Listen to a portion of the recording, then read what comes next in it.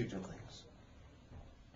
Then there are some other type of orders, dues, things that we have to do that are physical. You have to use your body for doing those.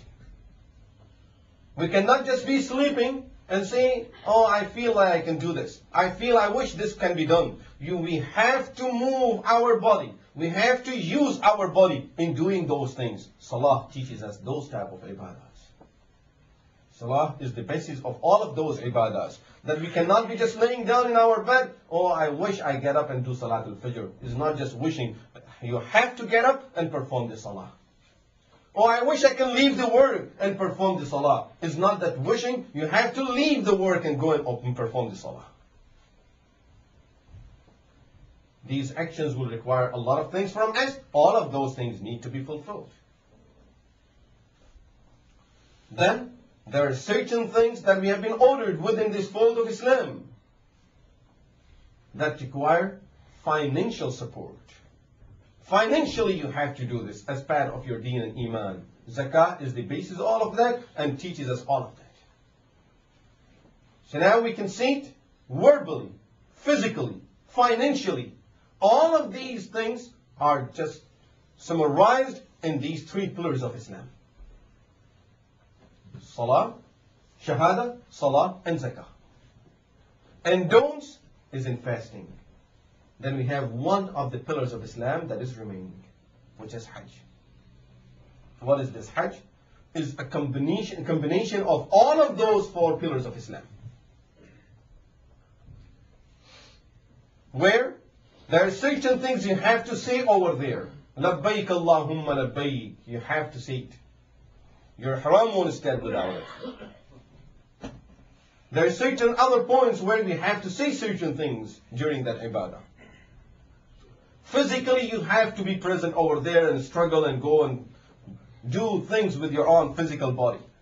Others cannot do it for you at this time. Financially, you will be spending a lot of money to perform the Hajj. And then things that are halal for you, including even the clothing that we normally wear. Certain things that are halal for us to use in normal life, they will be forbidden when the person is in haram. Hajj is a combination of all of these ibadahs. And therefore, Hajj is considered to be the summary of the deen. The gist of the whole deen, where a person gets a lesson of everything of this deen. And we can here see why that beautiful and the very important ayah of Quran al-Kareem that talks about the completion and perfection of this deen was revealed during Hajj. اليوم أكملت لكم دينكم وأتممت عليكم نعمتي ورضيت لكم الإسلام دينا. Today I have perfected your deen. I have perfected this deen for you. أكملت لكم دينكم وأتممت عليكم نعمتي. I have completed my blessing over you, which means this deen is complete. No more revelations are needed now. وَرَضِيتُ لَكُمُ الْإِسْلَامَ دِينًا. And I have chosen this Islam as a way of life for you. This ayah was revealed in Arafat.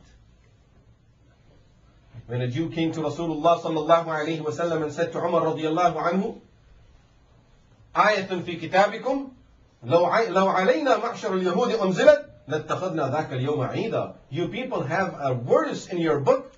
If that verse was revealed to us, we would have taken that day to be our Eid. It's such a great ayah that you people have. You should be very proud of that ayah. Umar radiallahu anhu asked him, which ayah is that? He's referred to this ayah, الْيَوْمَ أَكْمَلْتُ لَكُمْ دِينَكُمْ. That Allah is telling you people something that no prophet was told before this. Because this Islam is started from Adam alayhi salatu wasalam. And then prophets were coming one after another. Almost 124,000 more or less.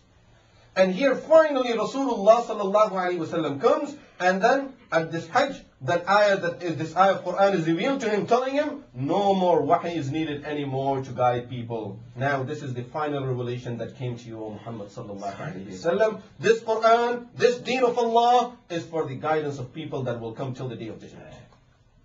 Akmaltu lakum deenakum, perfected this deen, that's it. No more needed for it.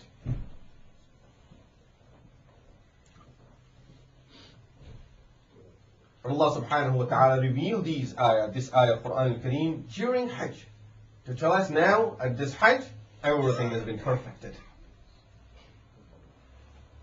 So the Hajj is the gist of all the ibadahs that we have within our Islam, within this deen of Allah subhanahu wa ta'ala. And therefore, if we look at the reward of the Hajj, we will be amazed to see what a great reward Rasulullah sallallahu alayhi wa sallam have mentioned for performing the Hajj and for fulfilling this great ibadah. Of course, once we have to realize that it's faridah. And a person who will not perform the faridah, there is sin for it. It's not only the reward, of course, reward is there, but a person who, God forbid, Hajj was fard on the person and dies without performing it, is going back with a major sin. Because have not even completed the pillars of Islam. There are 5 pillars only. And he have not even perfectly completed and established the 5 pillars of Islam in his or her life. And this is the unfortunate situation that we have within us, that normally people wait until they get old to perform Hajj. Young people, for some reason, they don't think about it. Whereas really that is the life, that is the time to perform it. When you have the strength, you have the energy, you really can do much better than many others who are not of that age. And when a person goes over there, you want to use it. You want to use the time. You want to use that opportunity. And especially for us people who go from this part of the world.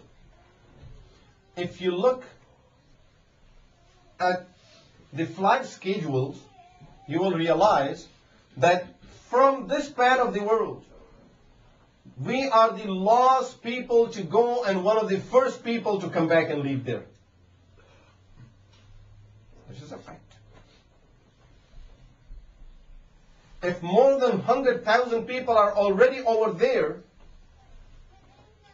most of them are not from this part of the world.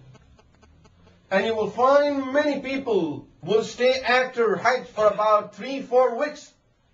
Hardly you will find people from this part of the world that will be there for that long of a time.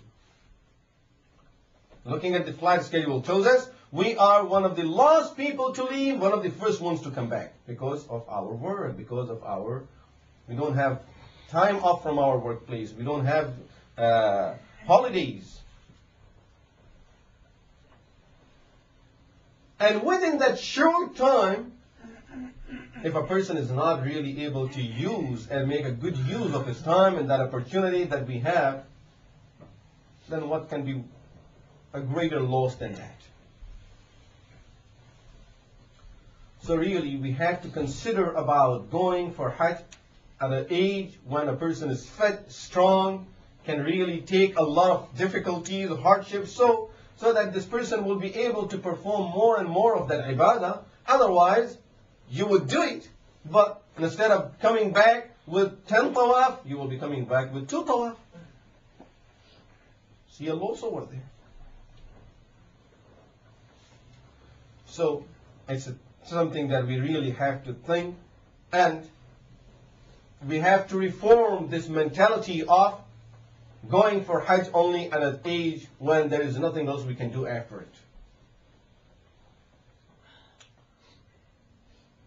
Rasulullah sallallahu alayhi wa sallam said in a hadith about not doing it and dying without doing it.